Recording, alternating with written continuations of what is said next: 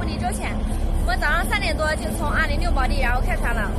昨天晚上5、6点钟，然后我们就晚到了，因为我们前面一个公司的嘛，然后还有一条船，就是说，在武穴的话还没有装，我们在他们后面嘛，然后所以的话也不是特别着急。然后早上3点多开的船，然后到铜陵的话，雾起的还是比较大的。5、6点钟的时候，就7点钟这样的时候，雾还是比较大的。现在的话，雾稍微散了一点，你们一起看一下吧。看，两边都有雾，都有瘴气。这种视线的话，对于开船来说还是特别好的，特别清楚了。早上大概7、8点钟这样子的雾还是比较大的，只能看见，也许根据说5、6点钟天气还不是特别亮的情况下，所以说天有点朦朦胧胧的，加上有点就是说瘴气，所以的话看的不是特别清楚。现在的话还是可以的，视线还是可以的，看能看见好远，都能看见对过。看我们后面的船。下午的话，我们主要靠雷达，进去给你们看一下我们的雷达哈。这看不清楚，可以的，你看这雷达上面会显示船。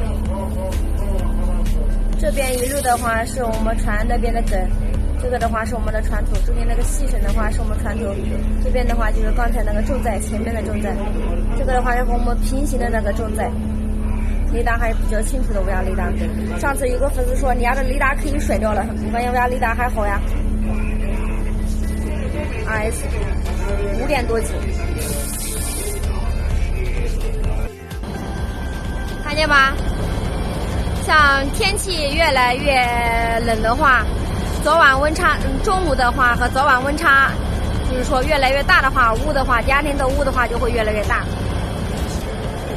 等会雾就要散了。今天的话还不知道有没有太阳，如果有太阳的话，或者起一点风的话，雾散的会特别快。你看，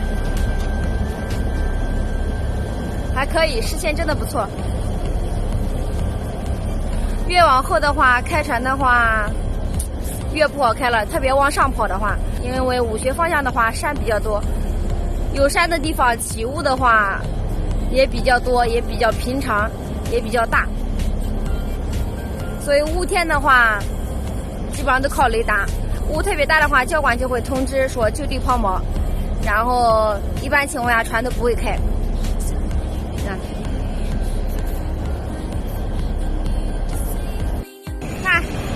看到拖地，你看多少条哈？每一帮是2个，2、4、6、8、10个拖队。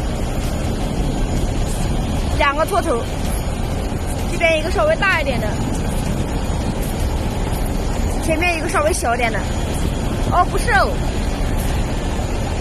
中间2个，这个那边2个拖头，前面1个拖头，一共3个拖头拖这些拖队，你看，3个拖头拖10个拖队，马力还是要过劲的。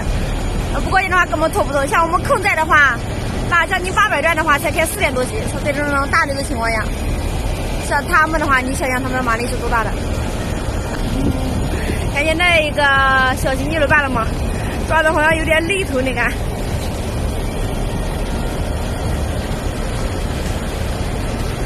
看，船特别多，一条接一条看。